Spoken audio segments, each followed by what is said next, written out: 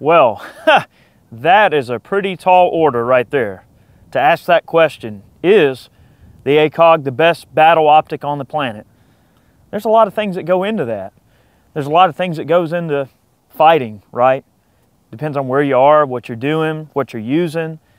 That's an impossible question to answer in the scope of this video, but I think therein lies the question. Simplicity, I think, is the answer. Some of the things that are the most useful in a fight or in combat or whatever are usually the most simple, okay? And you look at something like a Glock 19. You know, a Glock, you pull it out, you use it, it's great. You don't have to worry about a safety. You just pick it up and use it. And for me personally, the ACOG has always appealed to me in that simplicity. It's always on, it's always there. You zero it, you take it out, it stays on the gun. If you need to use the rifle, you just use the rifle. They're very, very rugged, simple optics. There's a lot of technology built into them that's awesome. You know, you do have tritium in the sight, which is a radioactive material that glows basically. I mean, you guys are familiar with tritium if you've looked at like Trijicon night sights or any type of night sight that's got little vials in it. Well, these optics have tritium in them so that they'll glow at night without the use of any type of batteries. You've got fiber optic backup, which is great. During the day, you pull it out, the optic's always on, you don't have to worry about it. And they're just great. They're very, very rugged, they're very well made, and I think the simplicity behind them is what makes them such a great optic. The first time that, that I myself was ever exposed to an ACOG was in 2005. One of the guys from the Texas National Guard, I kind of really remember it like it was yesterday.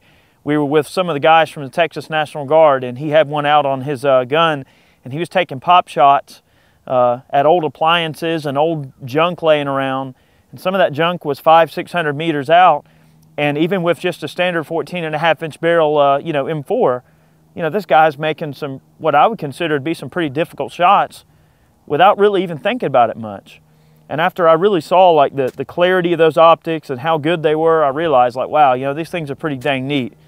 We were issued M68s, so we had aim points. I was in a mortar platoon, and so we didn't have ACOGs.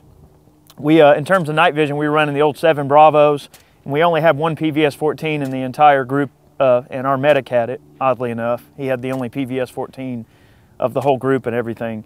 I've always been intrigued by ACOGs, and I've always been curious about them. And honestly, nobody even has to take my word for it. My opinion literally doesn't even matter, because it doesn't matter what I say, because the military uses them. So it's not like I'm really telling anybody something they don't already know. However, I think it's important to glean a little bit of perspective over a period of time, which is something that Chad and I both have done. We've been running quite a few of these ACOGs, and it definitely backs up the claims. You know, a lot of folks that own them, if you ask anybody that owns an ACOG, they'll tell you they love them, and it's hard to want to run anything else. And I tell you, after I've been running quite a few of them in the last couple of years, they really are solid optics. They are on the pricey side. They're going to have a price associated with them, with a lot of people are going to go, well, yeah, that's a little bit too deep for my pocket or whatever. And my answer would be this. You know, we on a, maybe not me specifically, but we in general, us people out there, we tend to waste money on a lot of random crap. Think about all the random stuff people waste money on a regular basis. They buy things they don't need. They buy all these gadgets and these iPods and iPads, and they buy these computer games and all these computers and fancy game systems and all that. So they buy plenty of things they don't need. The biggest thing, it's not that an ACOG is expensive. The most expensive ACOG is the one you don't have, in my opinion, because, you know, it's about associating the cost of the item with the necessity to have it. You know, if somebody buys a $1,000 iPad, they have already made the decision that the cost of that device is not going to be outweighed by the fact that they want it or need it or there's a desire for it. So my point I'm making, I suppose, is that when the desire's there, when somebody needs an optic that is that optic, that does that job, the most expensive one is the one that's not on your rifle when you need it, in my opinion. And if you're going to, you know, like this AR build, this is not a really overly fancy AR, you know what I mean? You can get way more expensive than something like this. You can build one of these out for pretty reasonable money. The can, that's one thing. You can run it loud. You don't have to run a suppressor on it. But if you're going to drop 12 or 1500 bucks on a rifle, I think that it's prudent to consider you know, what you put on it as an optic as being just as important part of the build as any other crucial element of the build. Why put a nice barrel and a nice trigger and a gun and then put a cut rate optic on it? And I understand. It's just, I used to be of the school of thought of that, where I'm like, yeah, I'm not really going to waste money on a real expensive optic. But in later years, and just the kind of guy that I've become, and just over time, just experimenting with different gear and really seeing the quality that some of these nicer optics, not only ACOGs, but like Elcans and some of the nice Steiners out there, and Night Force and US Optics. I mean, all those guys are making just awesome glass. I mean, Leupold's like Leupold Mark VI. It's just an awesome piece of glass. There's a ton of other things out there. We're not trying to say this is the only one. But I suppose my only argument there would be in terms of the rugged design, the ease of use, the simplicity, and the fact that, that there's just really good engineering put into the stadia and the bullet drop tables and the research they do on bullet drop tables on these things. They really are a great go-to for just about anybody, no matter who you are. So just keep that in mind. I'm going to turn it over to Chad. He's going to tell you a little bit about some of these different models. This is my 5.5, but there's definitely some other ones we want to show you too. Let's get to it. All right, guys, I'm going to give you a brief overview of 3 of the most popular models of the ACOGs that are out there on the market. I really do love these optics, as Eric does. If you can't tell, we are big fans of ACOGs. And early on, like Eric mentioned, you know, we couldn't afford stuff like this. I mean, when we were just getting started shooting and stuff like that, I mean, we were, you know, putting like True Glows and Burris optics and little red dots or whatever that were 50 or 100 bucks, you know. And as you get older, you know, you begin to appreciate higher quality products a little bit more. And I moved on up to like some of the Vortex, like PST optics. And they are excellent for what they are. You know, the first one I ever bought was a 1-to-4 power, and it cost me 500 bucks, which at the time I was like, oh God, I'm crying, you know. But the thing is, you really do get what you pay for. Now, with like Vortex, I have had to send that optic back a couple of times because the turrets have gotten bent or there's been some other like warranty related issue, but they do have a lifetime warranty. It is a very nice optic, but I wouldn't really consider it to be in the like battle rifle optic category or like battle optic category like we're discussing here. The ACOG in itself is basically just a forged aluminum housing, and it's fully sealed, waterproof, the whole 9 yards. Excellent glass. All right, and you kind of get what you pay for with ACOGs. On the low end, these things run anywhere from about $700 on up to the $2,000+ range for some of the really top end models, like the 6 power by 48 machine gun sights and the ones that are set up for like 308 and for like 50 cals. I think one of the biggest things that separates the ACOGs from other optics out there on the market is the use of fiber optic and tritium and a battery-free, very simple, very rugged optic. You've got sealed adjustment turrets here, and the newer models actually have finger adjustable windage and elevation turrets, which is really cool. The older models, I think pre-2015, you actually did have to use the case or the rim of a 5.56 case or coin or a tool of some sort to actually adjust the elevation and the windage, but they've changed that now. So, and also the caps have a little retention on there, which is very, very handy to keep track of those in the field. But anyways, this is the 4 power model. This is probably the most notably recognized Trijicon ACOG that's out there. You think ACOG, this is probably what you picture in your mind. Now this is just a standard 4x32 power, and the main difference between the 3 models we're going to talk about, we've got a TA33 and a TA11 here, is mainly in field of view and eye relief. Those are really the big talking points, as well as weight. But the eye relief on the TA31, as well as like the TA01s, which are the same exact model, however, the 01s do not have the fiber optic capability as the 31 does. It only has tritium as a secondary illumination. So you don't get that in the earlier 01s, but these come in a very wide range of configurations. They have some with backup iron sights. These actually have provision to mount like a little RMR on the back of it for like a 1 power quick acquisition type sight, you know, for close range shooting and such as that. The 4 powers here, they have a very short eye relief. Okay, so that's one thing that turns a lot of people off, is you do have to have kind of that nose to the charging handle shooting stance, if you will, in order to get the proper eye relief with this thing. But it has a huge field of view. You can see so much with this thing, okay? It makes it seem like it's more magnification than it really is. I mean, it's only a 4-power optic, but most of the time the reticles on these things are graduated out to 600 meters, which is pretty standard fare for like 5.56 or 7.62 you know, firearms. But anyways, that's pretty much the basics of that model there. Now probably my favorite optic is the TA33. Okay, now this is kind of a smaller optic. It's got a smaller objective lens, and the main thing that sets this one apart from the 4-power model is a 3-power optic. It's got a 30mm objective, but the eye relief is very, very forgiving. Trijicon actually advertises a 1.9-inch eye relief. However, this thing could be mounted just about anywhere on an AR top rail here, and you can get proper eye relief. I mean, literally, you can have your eye at 4 inches and you're good to go. The magnification is great. This one actually has a amber horseshoe dot reticle in there, which is probably one of my favorites that Trijicon produces. And I've got this thing set up just on a 16-inch, just kind of go-to-hell carbine. And this is just kind of a truck gun, kind of a dual rifle. I have it set up for Lithuanian M855 ball. And I've made shots out to 600 meters with this thing with boring regularity. I mean, literally, just point and shoot.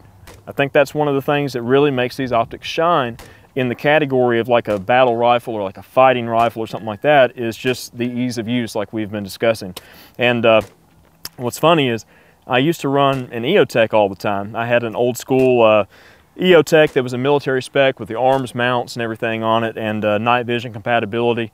And I started having problems with it a while back, even before they started up the whole recall, you know, on it. I mean, I'd go out and shoot it in warm weather and it would shoot perfectly. I'd go out and shoot in cold weather, it'd be like 2 feet to the right or whatever the case. It's just something crazy. And like, what's going on with this thing? So when the recall came up, I actually traded it back in, and you know where it went? So I upgraded just a little bit. But the 33s are really awesome. You do lose field of view with the TA33. All right, you only have about a 20-foot field of view at 100 meters, which to some people, you lose kind of that peripheral vision. You know, some people like having that real wide field of view, but to me, this optic actually just kind of comes right up to the eye, and it's very fast to acquire a target. However, with the black around there, some people might not like, you know, having that vision obscured, you know, at longer ranges. That's the TA33 pile of rifles on the ground. And those two guns are mainly set up for, you know, fighting rifles, if you will. The camo one is kind of one I use for just general plinking and such. I have another optic in a LaRue mount that I drop on there and use it for like varmint hunting and such, and for coyotes. I can just switch between the two. It's not really a big deal. Now, this is probably my second favorite ACOG. This is a TA11. Now, this is one of the newer models, and the real neat thing about the TA11 is that it kind of blends the best features of the TA31, the 4-power, and the TA33, the 3-power, into one package. Now, this optic is heavy. Okay, this is like the heaviest standard ACOG out there. Weighs about 18 ounces with a mount. So it's definitely not lightweight like the other two are. However, the eye relief is very, very generous. Okay, very, very easy to come up and get quick target acquisition.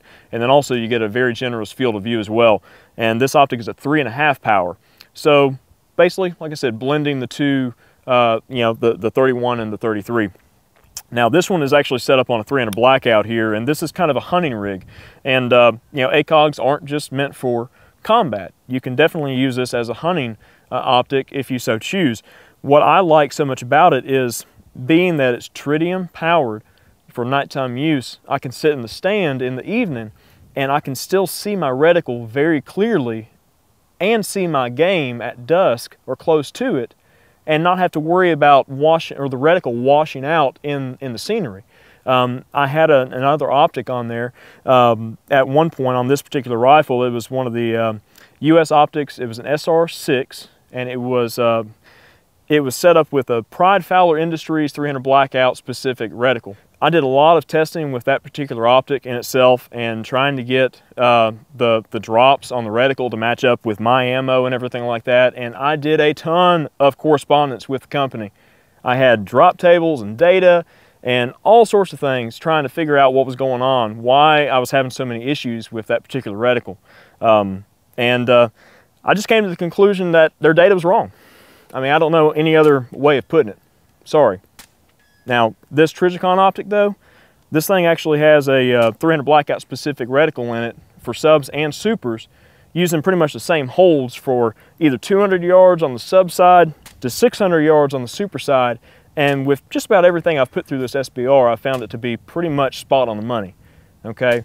Trijicon really did their homework with this, and that's one of the other things that I'm really, really impressed with about the company is I've never been behind an ACOG that didn't work as advertised. Never. Probably the first ACOG that I ever really was ever behind was on a buddy of ours. He's got an HK-53 machine gun, and he had one of the big 5.5 power ACOGs on there, like Eric has there. And this was a few years back. I'm like, what is that thing? And it was just so awesome. We were shooting all kinds of crazy stuff out to about 400 yards with that optic, and it was just like child's play, no big deal.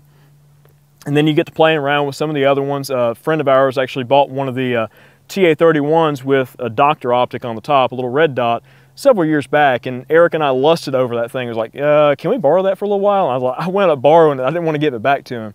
But then I finally got my own. And you kind of jump down that rabbit hole, and then it's like, well, I got this one. Well, I need this one. I need that one. I mean, it's a little bit addicting.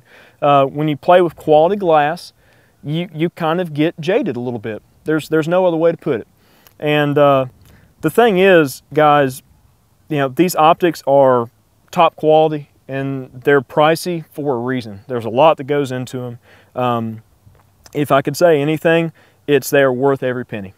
Now, I've bought several on the used market. I've got some from guys that, you know, just needed money, and sometimes you find those kind of deals. Now, buying one new, it's one thing. I bought this one new. I bought my TA33 new, you know, with the money I got from my EOTech. So, yeah, nothing bad against the newer EOTechs. I hear that they're working just fine, but let's just say that I don't own any right now. Some of the other models that we've run in the past, I've got a little TA50 that I run on my 22. I know I'm running an ACOG on a 22. It's the silliest thing, but it works great. And I keep everything pretty much in like a QD mount, except for this TA11 here. This is in a Geisley Super Precision mount.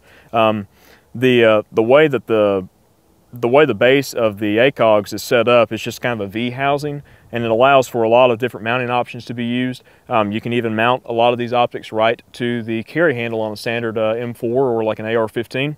And that makes for a really, really neat setup just for an iron-sighted rifle that you can still utilize the sights, but if you want to use a magnified optic, you can just have it mounted on the carry handle, get a little bit of a chin weld there, and then you can sail rounds in to your heart's desire very easily, and have nighttime capability with the tritium in there too. So I hope this video as a whole gave you guys kind of a brief overview of the ACOGs from Trijicon, and just kind of our personal experiences with them, our thoughts and opinions on the optics themselves, and kind of where they fit in and the different roles that they can fill. Now, what you see here in this video is definitely not everything that Trijicon produces. They have several models that we don't own currently. There's some 1.5 power little tiny baby models, like 1.5 by 16, that kind of are like an aim point replacement, like maybe a T2 or a T1 replacement. Simple 1.5 power optic that's non-battery operated. Very, very simple and robust for sure. Now, they have 2 power models, and then they have everything all the way up to 6 power. Okay, now the 6 power optics, they have them basically set up for like 240 Bravo machine guns for like 7.62, and they also have them graduated for the Maldus machine gun, the 50 cal. And Eric actually has one of those 6x48 set up on his Barrett, and I tell you, it's the silliest thing, but boy, if it doesn't work. Now, when you're talking about those 6 powers, you're getting into some serious, serious money. And I have to say that it's a little bit rich for my blood for sure, but I tell you what, I mean, for the guys that own like Barrett's or things like that, it is the perfect complement for that rifle. It's very simple and robust, just like the Barrett is. Simple, robust, very few moving parts, and it just does the job. I mean, that's, I think, the big thing with this video is that these optics, they do their job and they do it very, very well. But hope you enjoyed the video, guys, and like I said, this gave you kind of a good overview of these products. Anyway, stay tuned. We've got a ton more content on the way. Everything from gun gripes, firearms facts, reloading, range reviews, the whole 9 yards, you name it. We pretty much do it on this channel. So until next time, guys, take care, and we'll talk to you soon.